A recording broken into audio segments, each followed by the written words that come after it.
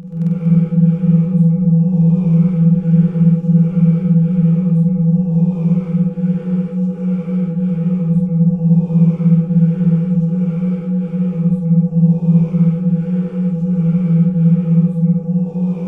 for tuning in. This is Michael W. Ford. This is the third part of what began as demonology in the 1st century AD, pantheon and system of magic. As I've explained, with the demonology of working within Luciferianism, you have an opportunity to utilize the specific power and tap into the power of force, which gives form to that archetype symbol, or deific mask, as I call it. In Luciferianism, there's some basic things to consider if you're new to Luciferianism, and if you really want to get into the self-initiation process. First, I would like to suggest that you take Dragon with Two Flames, beginning Luciferian Magick, and Adversarial Light, Magic of the Nephilim, along with the Bible of the Adversary. Take those, read them, and it's not just about the rituals. You don't want to jump into doing specific rituals without understanding the full scope of what your goal is as an initiate. The ideology in Luciferianism is the main foundation, which, if you don't fully invest into your life, it will have, the effect will be lessened. What I mean by that is, the way you think now coming into Luciferianism may be similar, which attracted you to Luciferianism, but there are some key differences which I've spent years gaining insight and presenting anew in the current foundations that we have of Luciferian ideology. And that is really the self-directed, self-centered, in the sense that you are the only God that is, and there's a meaning behind that, is that you're going to be skeptical and reject everything you were kind of raised with from society and the conditioning. And we have to keep in mind that our minds operate in a way that we have to identify meaning to everything. So certain things will always have meaning placed to them.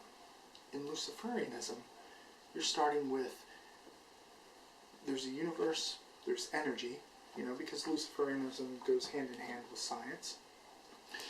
And my spiritual perceptions, I'm going to limit those and focus entirely on them. So I have to focus on my own spirituality, or what that can be, and how it works for me.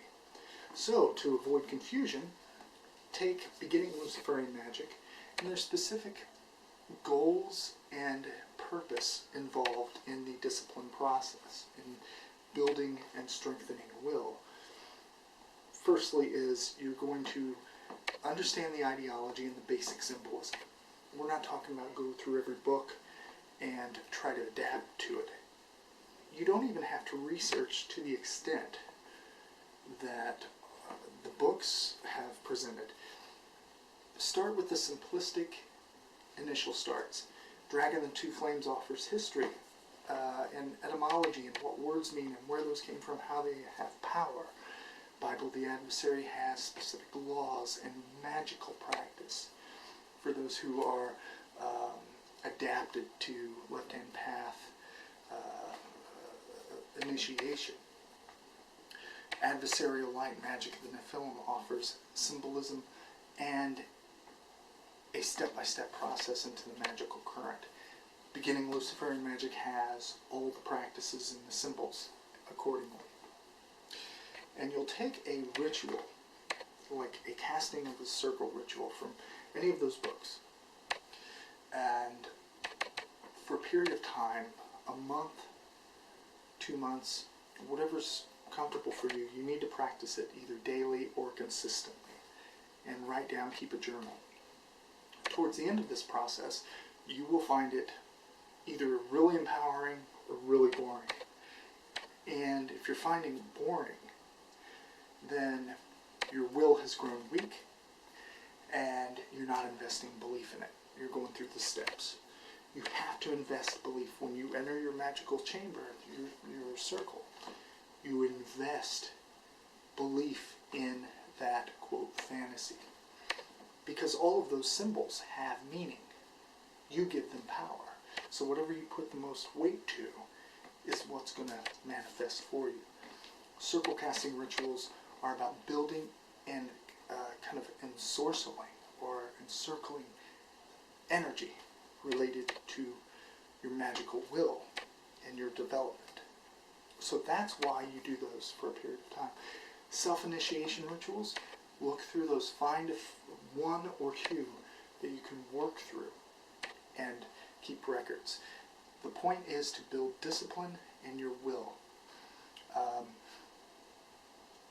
There are some basic symbols in Luciferianism which I'm going to present to you, such as Azazel-Cain Baphomet and Beelzebub and all of those, and how they're perceived in magic. So it's very important as a magician and as a Luciferian that you take the ideology and then you begin the practice. Even if you're not a member of the Order of Phosphorus, just interested in it. If you're a long-time practitioner of Thelema or you're a Satanist and you want to find out what Luciferianism offers, well, these are the steps that you have to invest to know. If you dabble in it, and if you don't get the key insight points that I'm putting in these grimoires that I've gained, then you'll miss it completely, and you'll be off to another thing. This can be your development of the temple of mind, body, and spirit, a living God, and the beholder of DEIFIC mask. So let's go forward with the Luciferian symbolism accordingly. Azazel-Cain Baphomet, which, let me explain, is the Luciferian witchcraft, Cainite witchcraft, cunning sort of initiation, which I studied and undertook many years ago. This particular avenue depicts the image of the Sabbatic Goat, but the Sabbatic Goat bears the head or the face of a kind of a alchemical union of Samael, Lilith, and Leviathan. Really, it's Azazel embodied, and it's the face of Azazel as Lucifer, with the inverted pentagram in the forehead. The torch depicts a ascending crescent moon for emotion, yet also mastery and power of the instincts and emotions. The torch is the black flame. The black flame, obviously, is the sort of divine consciousness, the demonic aspect of the self, relating to the daemon or personal God or true will. You see the twin serpents, just as the traditional Baphomet, and the twin serpents represent kind of the two flames, and dragon the two flames is passion and also instinctual emotional knowledge. Also represented as in other, particularly the Utuptano, as Asi-Dahaka, the three-headed dragon. The symbols on the wings of the Cain Azazel Baphomet show the sun, shows Saturn, and it shows the seven-pointed star. The names, there are two key names of the Watchers from the Book of Enoch, Azazel and Shemyaza, and those are really the foundations for the Luciferian witchcraft tradition. In Luciferian ritual, every ceremony performed has an intent and purpose. Some Luciferians utilize the Triangle of Evocation as a way of encircling and kind of sort of compelling and controlling specific types of energy. And this can go from basic evocation to charging a sigil, a talisman in the center of it, to attempting to manifest something into physical shape,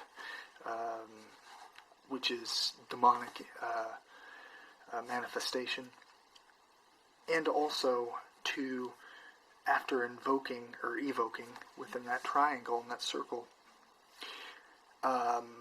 entering it, moving over it, and spiritually devouring whatever is within that. Now, traditional evocation triangles, such as in the Goetia, shows the name of Michael as the force protecting the sorcerer as they invoke whatever to control it. Well, Luciferians, and what I found out early on in my evocations, and going through some of the darkest ones you could possibly really imagine, and pushing that to the beyond the limits, is that I won't evoke something that's going to be at one and particularly a part of myself after I invoke it within, and be abusive or use a Christian system to control it. I reject the Judeo-Christian structure and system, so I spit on it, and when I invoke, as you see here with this triangle in Luciferianism, it's Azazel as the force compelling. So it's a force of will and respect of what we are calling, even if it's perceived as a spirit or a type of energy power that's giving it that form.